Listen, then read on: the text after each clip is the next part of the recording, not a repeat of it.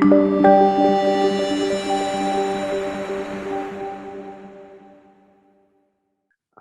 extremely happy to be here again with you, and I cordially thank every one of you for giving me the chance to speak with you today. I guess I have been asked to talk about competency-based education. And without delay, I would like to share my slides with you and to see if we can start our journey. Okay, it looks like, okay, oh, that problem that we had in the past, we should not have, right? Now,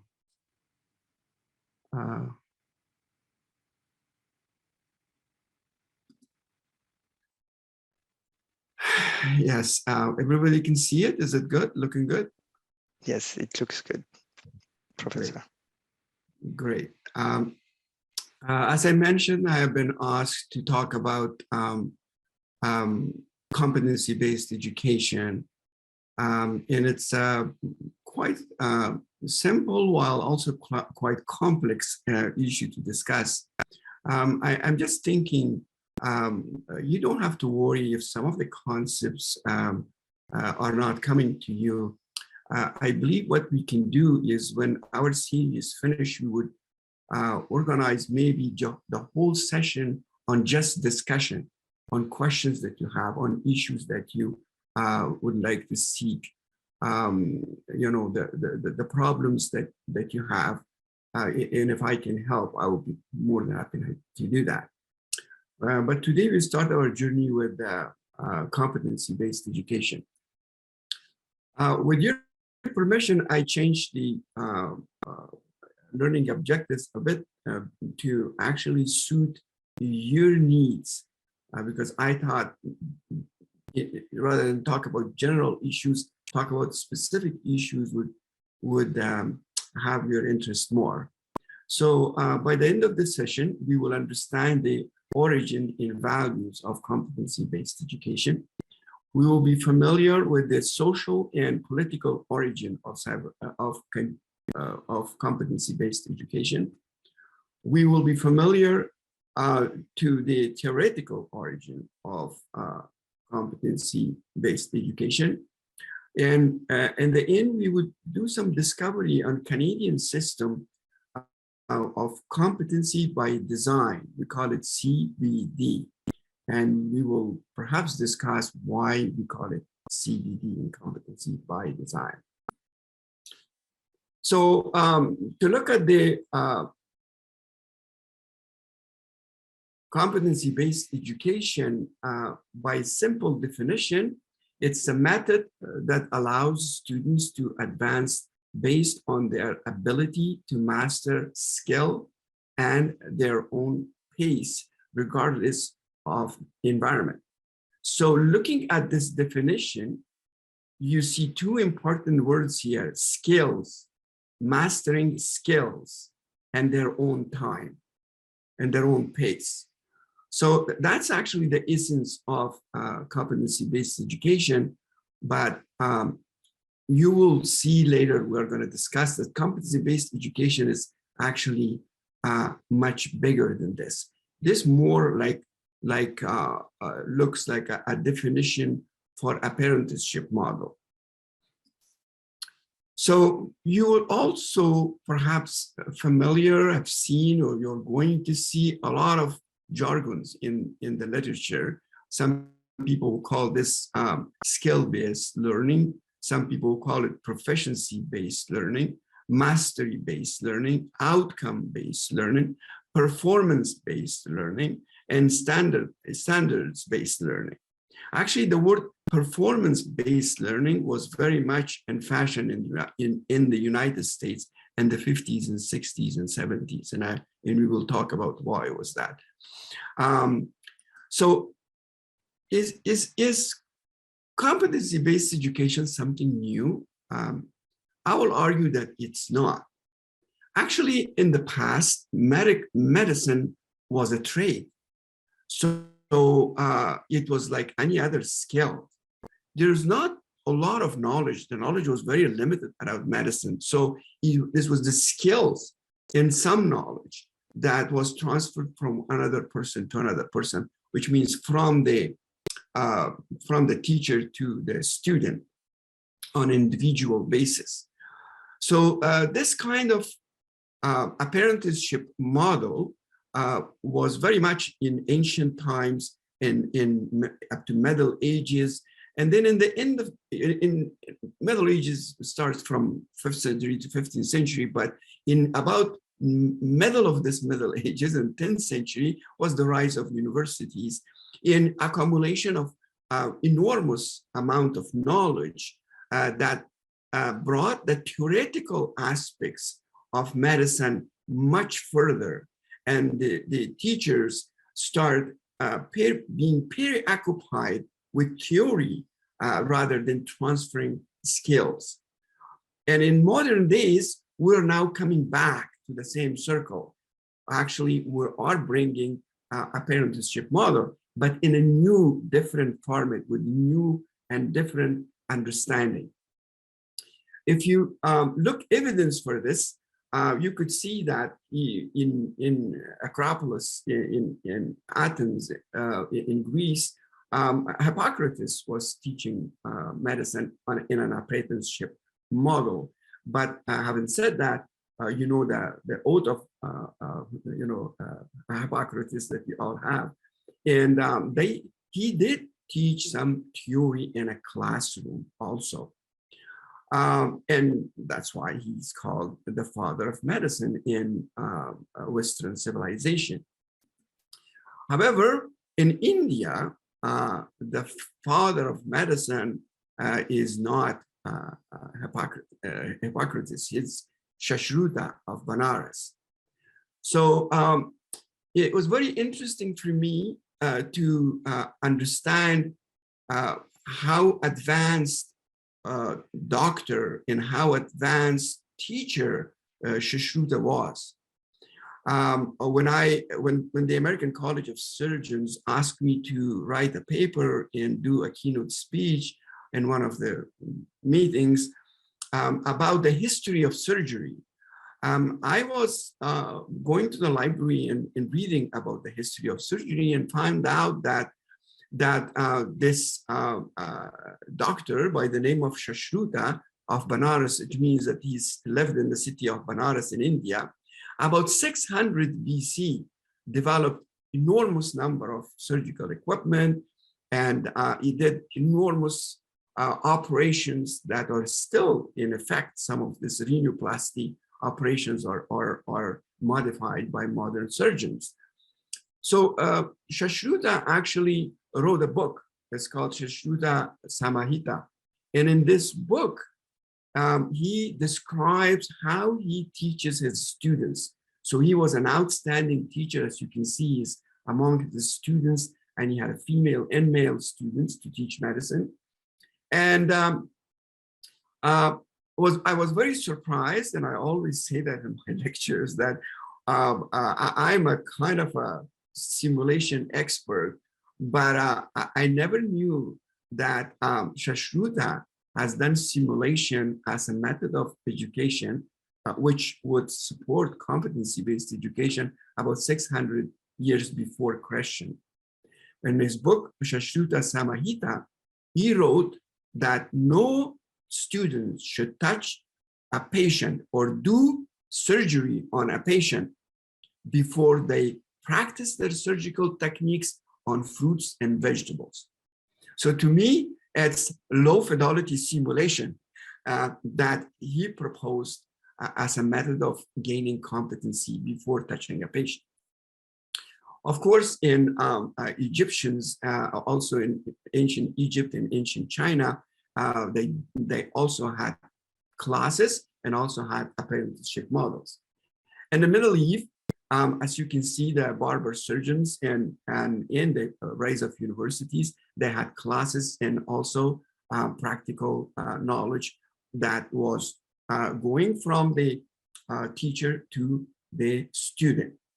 And usually, actually, in most countries, because it's a trade that was going from a father to a son, They did not teach actually other people.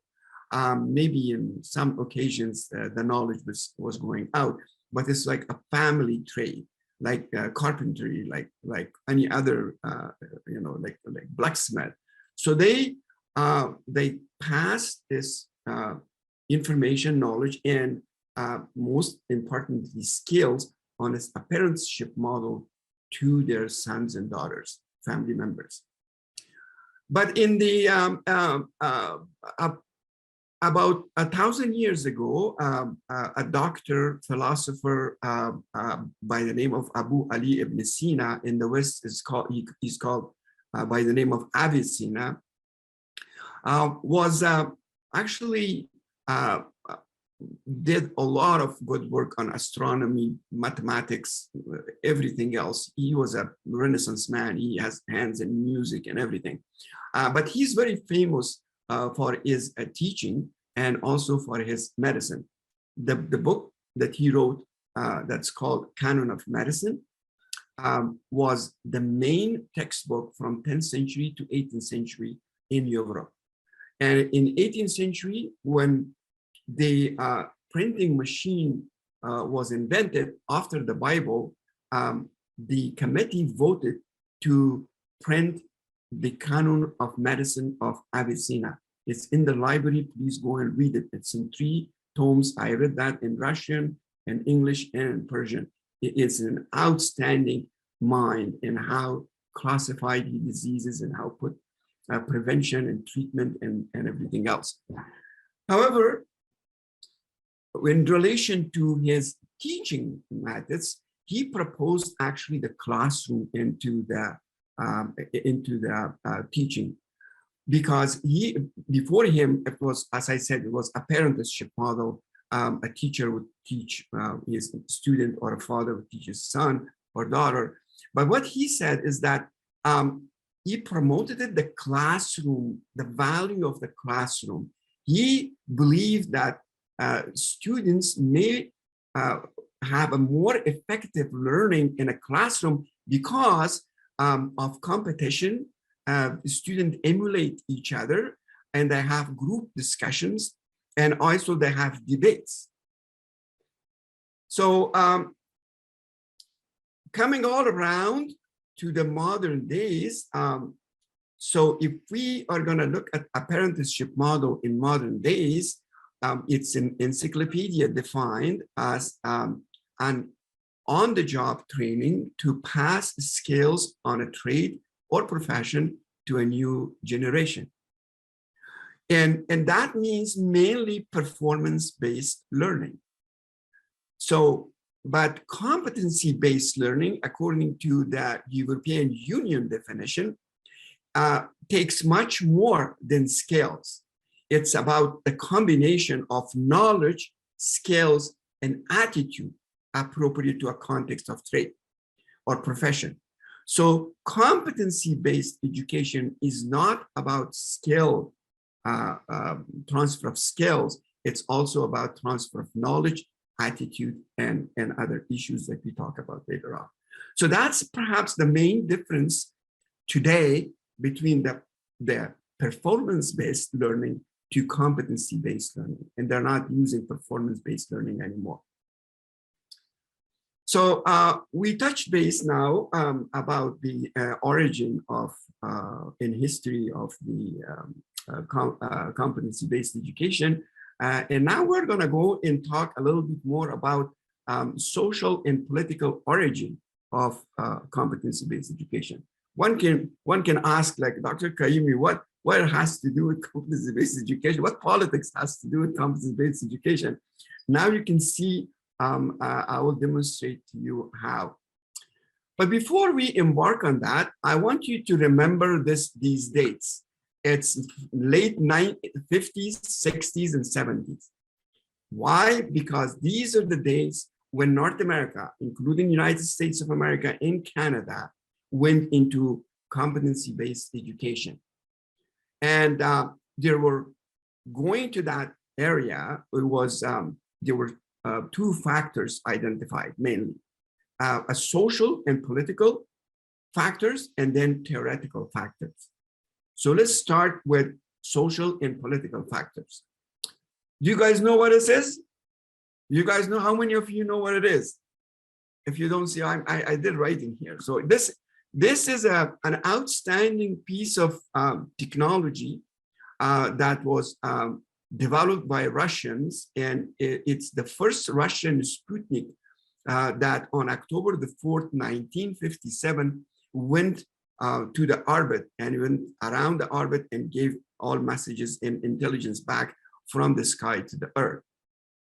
This actually event is a very important historical event, not for Russians because they were first, also by Americans. Why? Because it shook the whole American system. Because Americans believe that they have the best technology and the best educational system. And when the Sputnik went out there first before them, because they had also a form of a Sputnik, then their heart was broken and they got really mad. And in what they did is they tried to come up with specific legislations and specific action plan to do things. So the first thing they have to identify what are the problems. So they came to conclusion that we thought we were good with technology, but we're not. Russians are better. So as a result, we have to develop new technologies. And as a result of that, actually, the internet that we are enjoying so much was the result of that competition with Russians after the 1970 Sputnik launch. That's also a very interesting story, but it's not subject of our discussion today. If you like, I can talk about that maybe some other time. But the second issue that they identified is that, well, we thought we have a good system of education, but we don't. So what to do now? So they say, okay, well, we have to change our system of education. So how to change it? They start studying what Russians do. And the Russians in the former Soviet Union had an outstanding hierarchy of education. It was K to 12. And then after K to 12, there was university. But between university and K to 12, they have these technicums that called uchilishi, they call it. So these technicums were 2 to 3 years doing only vocational skills. So they were transferring vocational skills to these students to perfection. So the Americans start thinking about improving the education system by bringing, by opening an enormous number of vocational skill programs that would be supported by competency-based education. So as a result of that, the U.S. action plan was very simple. Right 1 year after the Sputnik was launched in 1958, United States Congress passed the National Defense Education Act, by which he made a legitimatized and operationalized a federal role in education.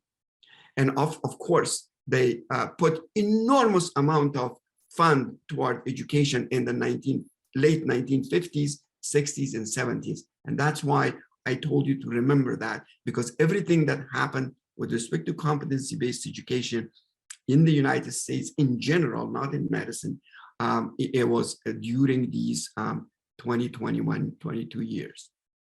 Even President Kennedy made a national panel to review vocational skill programs. That was the level of interest in vocational training. There was also 2 other important social factors that I don't have a lot of luxury to talk about, but it's personalization movement and accountability movement. Now, at this time, most students in the United States were trying to have a demand for personalized education, for freedom of education, for accountability. The teachers has to be accountable for education, because a lot of people were dropping out. And there was 2 major movements that also affected the, positively affected the competency-based education. At this point, actually, Lazinger wrote a book that's called Every Kind a Learner. This actually was the Bible of accountability in education in the 70s, and perhaps every educator in the United States and Canada read this book. So now that you know why politics in social movements can affect education, we're going to go and talk about the theoretical origin of competency-based education. Many theories and philosophies have affected the competency-based education, but in a broad sense, or maybe in a specific sense. However, we can subdivide them or categorize them into educational psychology theories and also system theory. That is very important that we're going to discuss now. So with respect to the educational philosophies and theories, perhaps you all know that in the past, most people thought that knowledge is an innate issue. Knowledge is in us. And if it's not in us, then it's coming from outside by a divine force to us. So we're not able to learn anything. Whatever it was done, given to us before, or somebody sending it to us and injecting it to our brain. Fortunately, many philosophers in philosophical divisions was formed to oppose this idea. The good examples of that was epistemology, that was the philosophy concerned with the nature or origin and scope of knowledge. Ontology, which is the philosophy studies concepts such as existence, being, becoming, and reality as a whole. And also empiricism. Empiricism was a very strong movement that was pioneered or strongly moved by Francis Bacon and David Hume, and most importantly, the other philosophers that we can talk about later on. John Locke, for example, was perhaps in the center of this empiricism. And what empiricism was saying is that that you cannot, so learn comes only as an experience when you experience from sensory experiences from outside. So nothing could be injected to you. Nothing. We don't born with knowledge. Knowledge is something that you acquire from the environment. And he had this theory of clean slate, which he meant that human beings are born like a clean slate, like a whiteboard, and nothing is written there. And as they get involved into the society, interact with the environment, then their personality slowly develops. So the John Locke's theory of tabula rasa was also maybe it was influenced by an Arab philosopher, Ibn Tufayl. So Ibn Tufayl lived about 500 years before him, and he born in Spain and lived in Spain for a while, and then he went to Morocco and he died in Morocco. So he's a Moroccan philosopher, very famous. So along other books and things that he wrote this very interesting novel. It's called Hayy ibn Yaqdan. So in translation, in English, they call it Philosophus Autodacticus, which means self-made philosopher. So the story about Hayy ibn Yaqdan is a small little kid that by some reasons he gets isolated from humanity in an island, Abadan Island, he was raised by a deer. The deer was giving him the milk, and he slowly grew with the deer in the other animals around him, in the birds, in the nature. So he slowly learned everything that the environment was given to him. But slowly then he started making shoes from the skins of the animal, making some clothes from the skins of the animal, to the point that when he got, and he started thinking about what to eat and what not. He was total vegetarian, vegan, actually. He didn't use meat.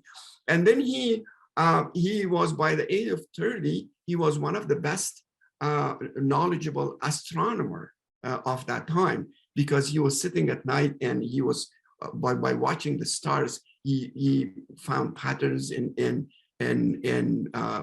could have similar or even equivalent of knowledge to who have attended schools for astronomy. So, and then in his age 40, 45, he first time sees a person, and that person, when comes in contact with him, he realized that Hayy bin Naqdan, living in this inhabited island, have not been in contact with anybody. He actually had enough more knowledge than he who has lived amongst human beings. So the conclusion he made is a little bit different than John Locke, and was saying, yes, the human beings are a clean slate, you can learn from environment and so on, but there is something, some properties in human brain that can trigger things that that would advance our knowledge and understanding of the world. Now, when you look at the educational psychology theories that we talked before, like behaviorism, the Pavlov and Watson and Skinner, we talked about the cognitivism theory. We talked about constructivism, social constructivism theory, Piaget and Vygotsky. We talked about transfer of learning, about andragogy, about experiential learning and learning style. All these theories, of course, affected the competency-based education, because certain part of competency-based education would require these theories to apply, some more or some less, but it would take into consideration all these theories. So advancements of all these theories during the 19th century made a better base for competency-based education. But the other second theory that we talked about, you remember, it's the system theory, and how the system theory influenced competency-based education. So this is a little bit of a complex issue. I tried to be very, very simple about it. What system theory says that everything in the world is in a system, a larger system or a smaller system. But every system has a subsystems, and those subsystems would have several components. And with each of those components, we have several elements. So when we are teaching, we have to consider not just the element that we are aimed to pass the knowledge to the student, but also to consider that element in the context of the components, in the context of subsystem or subsystems, and in the context of the whole system. For example, if I teach, again, I give you example of the knot tying techniques and basic surgical techniques. So if I am teaching basic surgical techniques to my students, these are certain skills that they learn. But these skills then go into a component. These are the elements, but these elements goes into a component and goes into the component in the OR in the body of a patient. So I have to not just teach them how to do, not how to do cut, but also how to do cut in the context of a patient. So it's a patient-centered education as well. Now, then I have to also consider the subsystem, which is the hospital, because that patient is the hospital. The hospital has its own rules and regulations, and the hospital has its own way of doing things. So when I teach my students basic surgical techniques, I should think about how it would be communicated with the OR, and how can it be communicated with the hospital, and then the hospitals and the healthcare system. So how this could communicate with the whole healthcare system.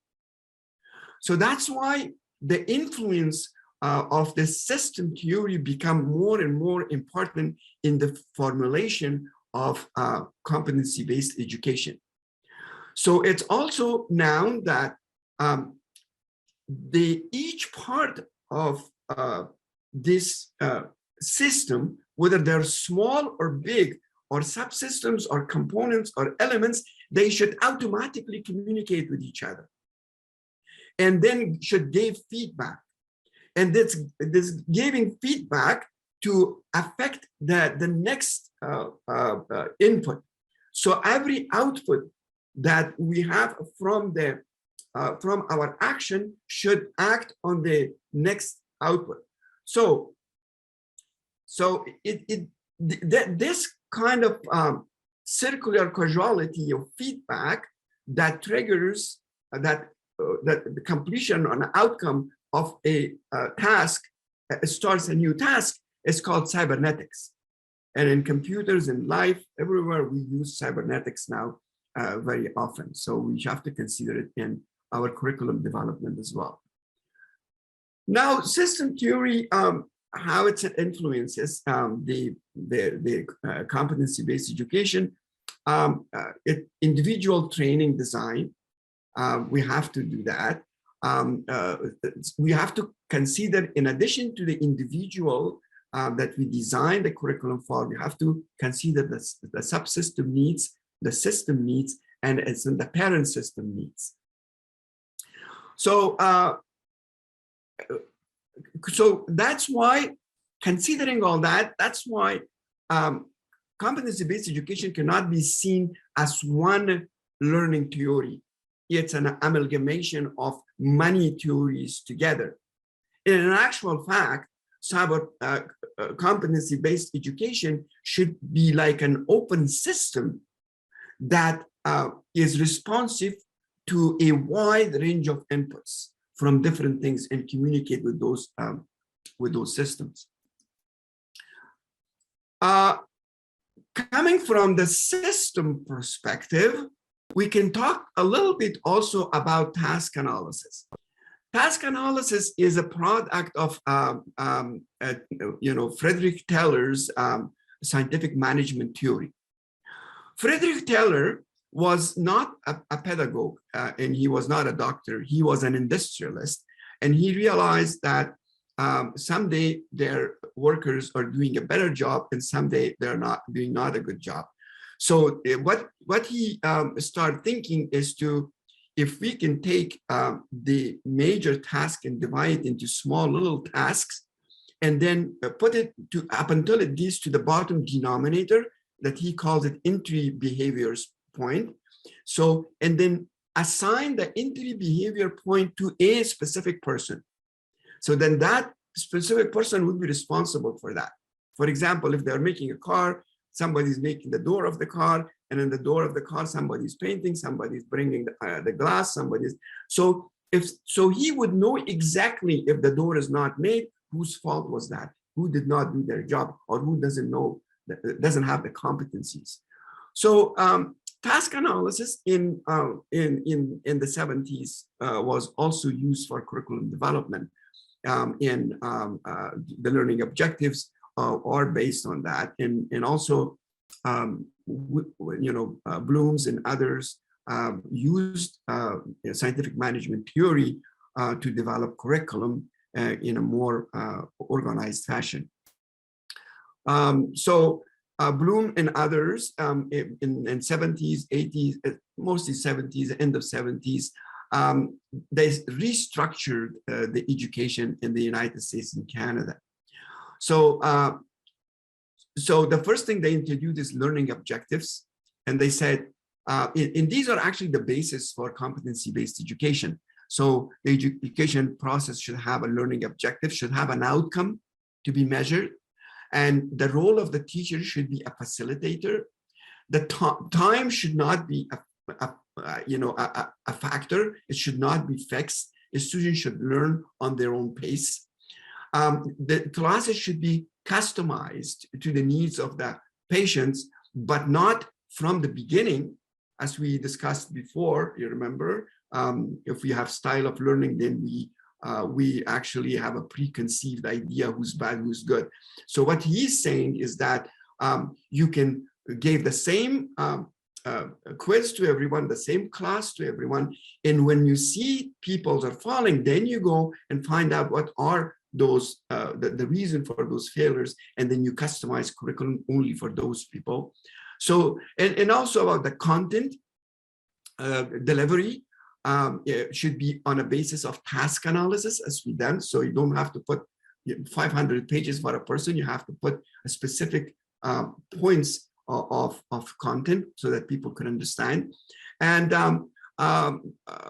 students should have incentives to study.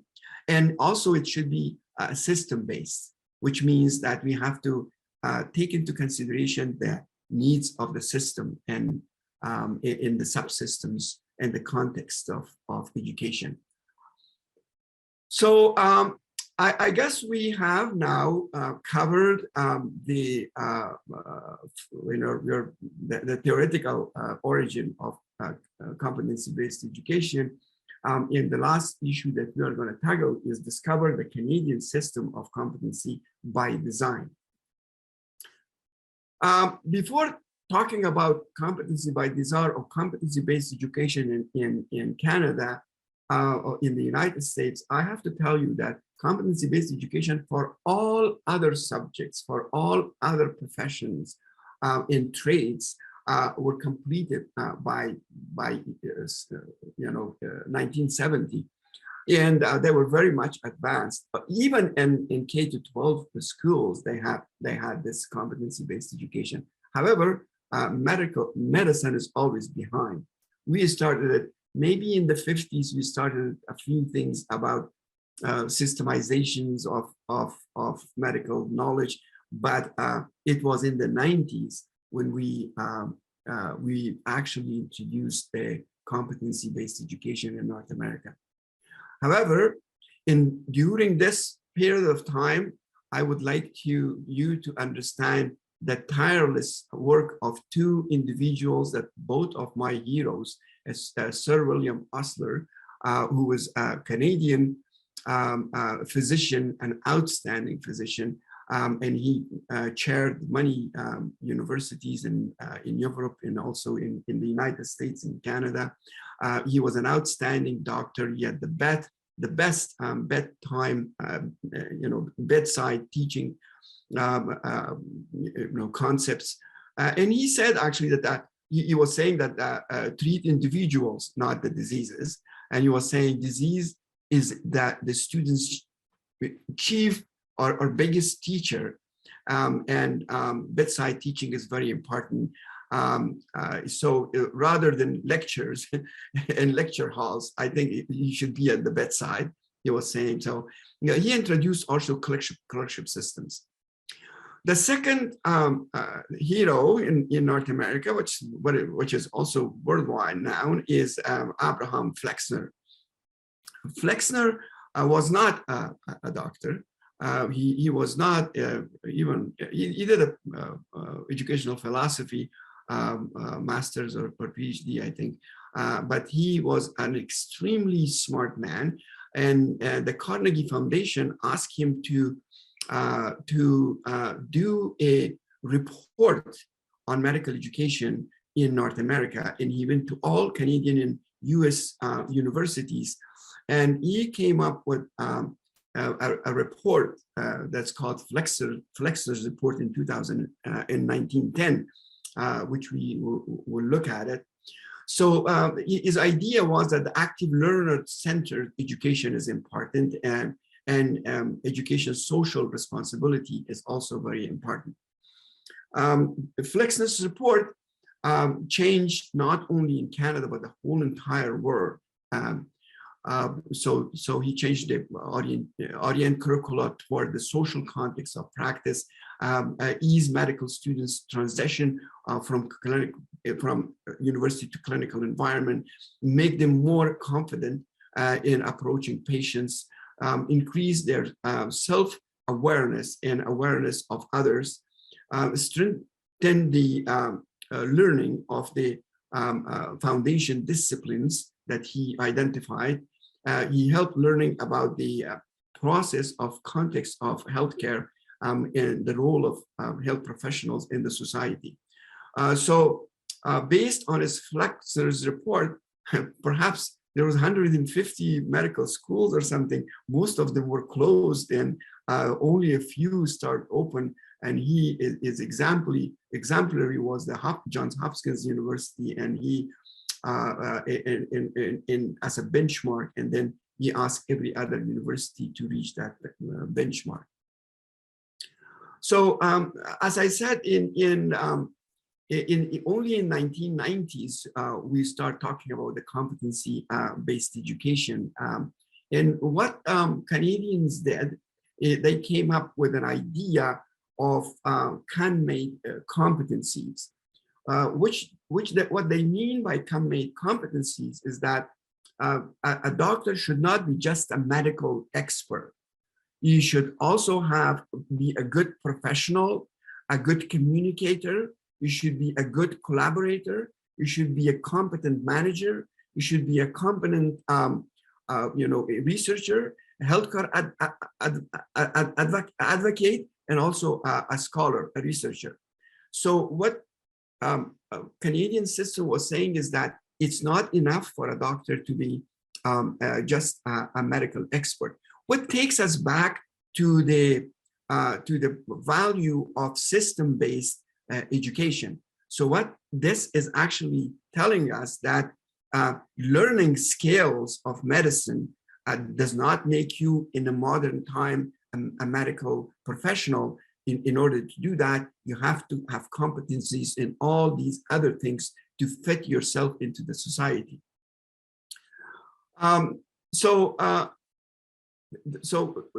This is the competency.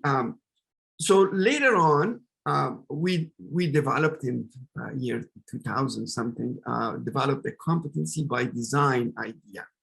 So let me tell you what that competency by design idea means. So competency based medical education is an outcome-based approach to design, implement, assessment, and evaluation of medical education programs using and organizing a framework of competencies. This is what we did before. So this is in relation to a specific area of medicine or a specific competencies that you're going to gain in medicine.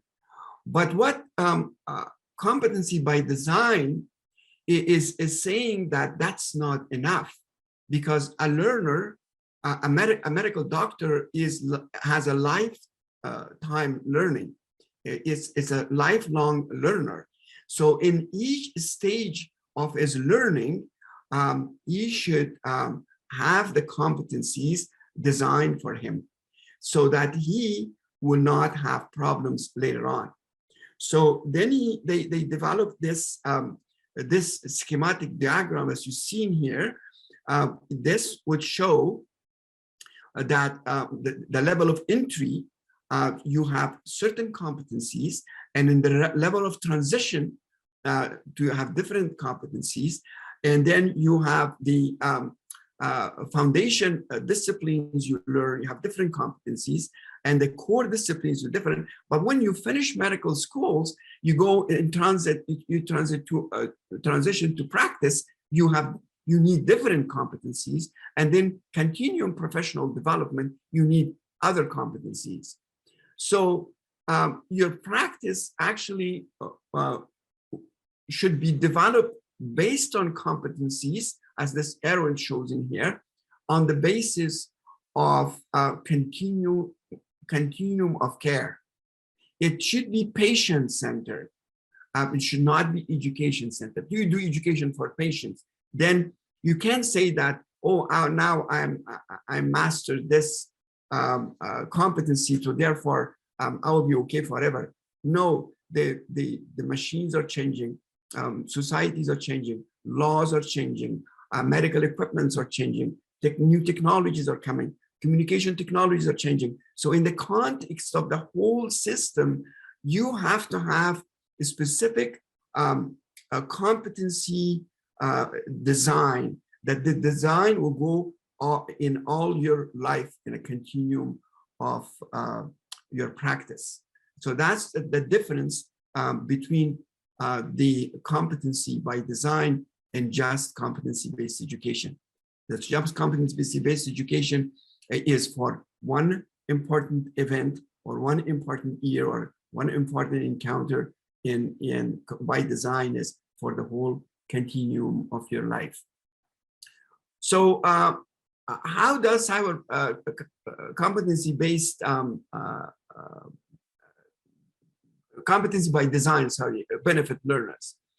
So it actually gave more frequent assessment and meaningful feedback to the students all along.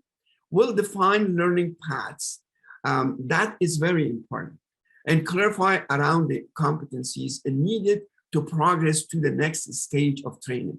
I mean, this second one is perhaps the most important part of competency by design, because it will define learning paths for you and clarify around those paths all the competencies that you need in the next stage of your training or learning.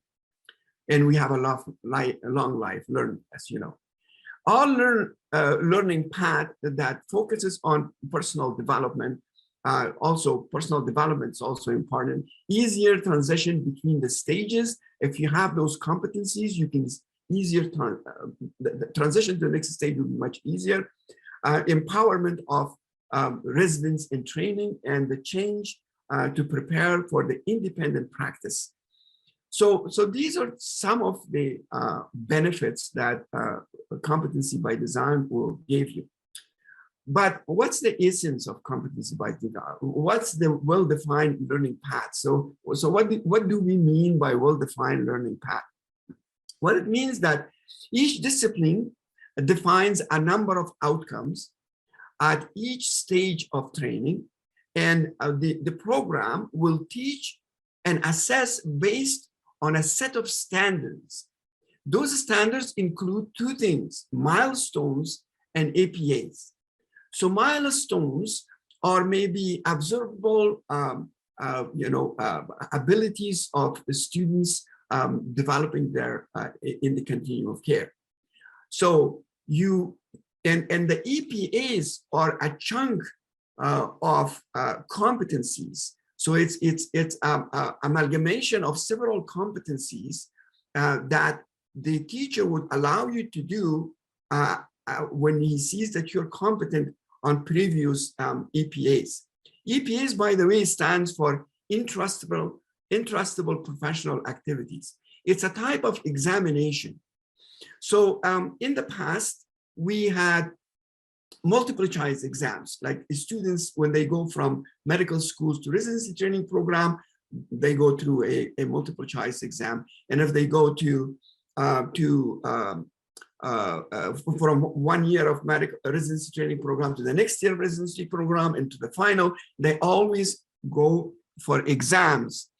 So what EPAs are saying that while exams are all theoretical, what we have to know, if this person can do things, if this person is capable, if he is competent.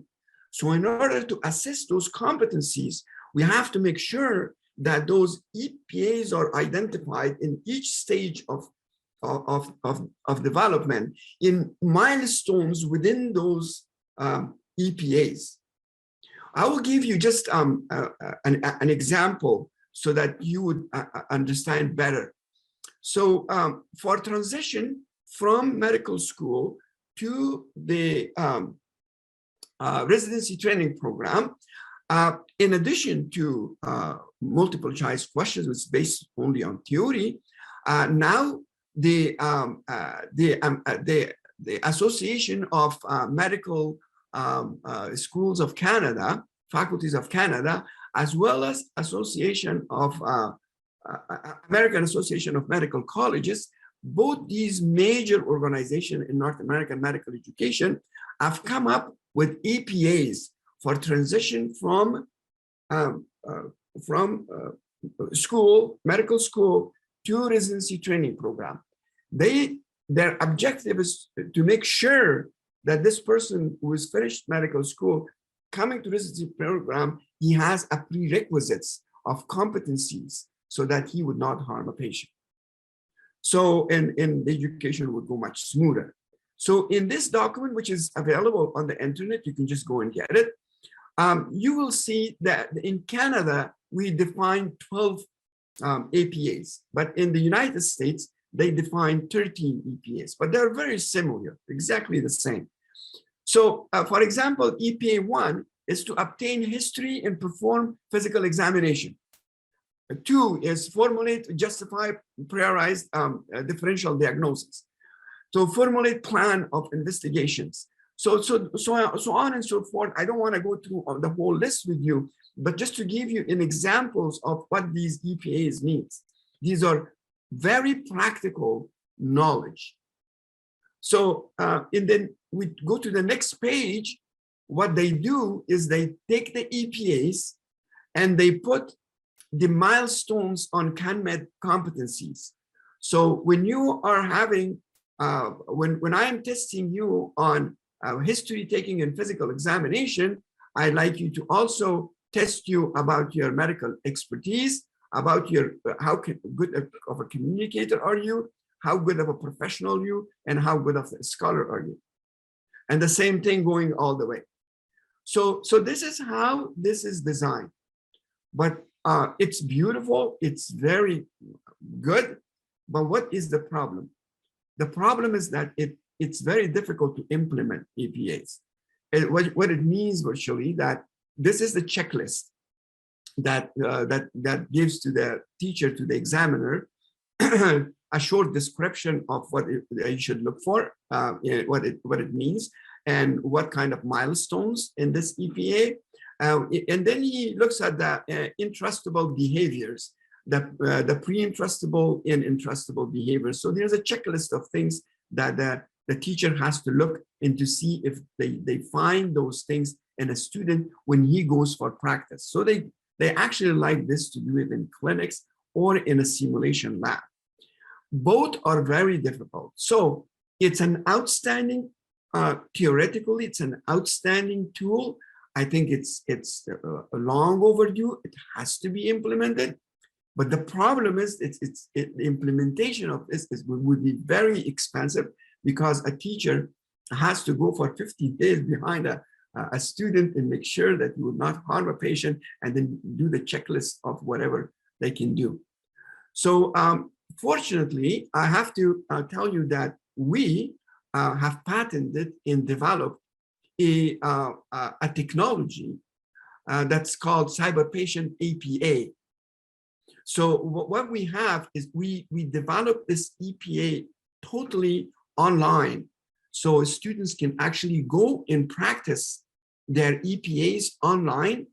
And if the universities would like to, or the authorities, the regulatory bodies would like to have this as a prerequisite, they can also, it can also be used as a prerequisite exam to the entry. So I think this piece of technology is under development right now. And I think within 1 year, we will be able to implement that and send it to everyone. So just look for it. It's not yet there. So in conclusion, I would like to believe that we did talk about understanding of the theory and values of competency-based education. We talked about the social and political origin of competency-based education. You know now that that Sputnik did a revolution not only in Russia but in the United States, in Canada, you're now familiar with theoretical origins of competency-based education, which include multiple theories that we discussed last time. But in addition, it also includes the system theory.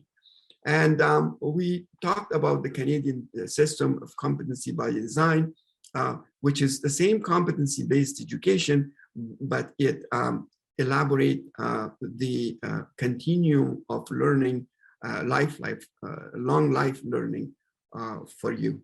And hopefully to talk to you when when we have the CyberPatient EPA. Well, thank you very much for your attention again. I apologize if I was too fast on this, but as I said, maybe my good friends, Saad and Kat, will organize maybe after the new year or sometime just a session for all of us to sit down and you can ask questions and we can have a meaningful discussion on these very complex theories that we are talking. Thank you. Yes, thank you very much, Dr. Karim, for the outstanding session as always. We received some very interesting question. I just want to emphasize for all spectators that this session is recorded and it will be sent to them by email so they can still catch up and watch if they missed any part of it. Also that we are planning to have a big meeting by January to just have all the questions and have more like of an open space discussion with all of you. To wrap up the session, I'm just gonna select two questions that seems for me will summarize this beautiful presentation. One question from Sulafa: how can I apply CBE to the medical curricula or curricula in general? I think this question will just give like the overview on the application side of competency-based education. That's a very good question. It's not as simple, but I think it would be the subject of our next lecture, curriculum development, and I will try to maybe give you more detailed answer in the next lecture. But as a fast reaction, what you have to do is to do a task analysis for your curriculum. So you divide your curriculum into specific point of entry, as Frederick Taylor was saying. So then you identify, and then you provide content in action plans for each of those entries. Then you can actually have students not going through 500 pages of whatever, but for a specific tasks. Then each tasks, you have to put some specific milestones on those tasks, and that would actually prepare your curriculum for competency-based education, but you have to change the whole system, which means that the teacher will become a facilitator. So you're not there giving lectures anymore. You're just there to support the system. And then also you change your system from a teacher-centered education to student-centered education. And also you change your system from a time-based education to performance-based education. So we now have like, we have some time to, let's say during semester, for this 3 months, you have to learn 1, 2, 3, 4, 5, 6. What about this student is not capable of doing that? So what you need to say is that what if another student would do this in 1 month?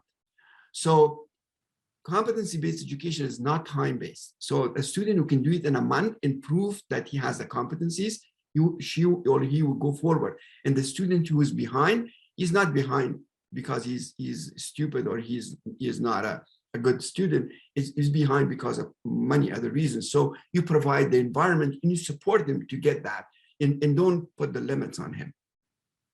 So these are the major important points for competency-based education, but there are a lot of other things that we may talk next time a little bit more about. Yeah, thank you. Thank you very much, Dr. Qayumi.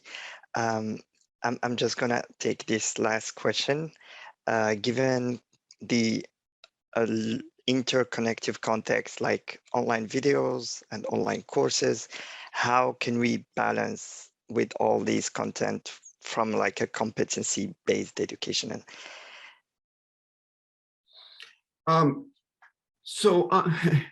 Online videos and online materials, if they're not designed for competency-based education, you cannot use it for competency-based education. I know.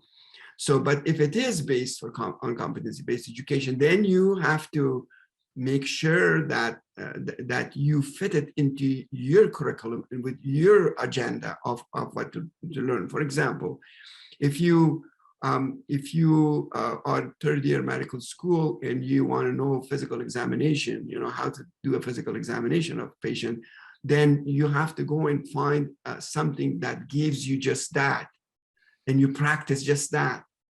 But because if you go into Bates, like 500 pages of physical examinations, it's going to be like totally lost, right? But if you're going to go to specific things, specific technologies or specific videos on the internet that shows you a specific thing, like let's say if you don't know how to palpate the liver or how to palpate the spleen, which is very difficult at time. So you have to go and find educational modules that actually give that competency to you, give that education to you. Yeah, just be sure that you embark on something that's designed for competency-based education. Thank you very much for the enlightening talk and also the question. As I said, we will make sure that we will follow up on the other question, probably in an open space discussion after the end of the series. For now, I'm thanking all the participants and I'm wishing you a nice day or evening. And we're looking forward to seeing you at the next session that will be held on next Thursday, December 9th.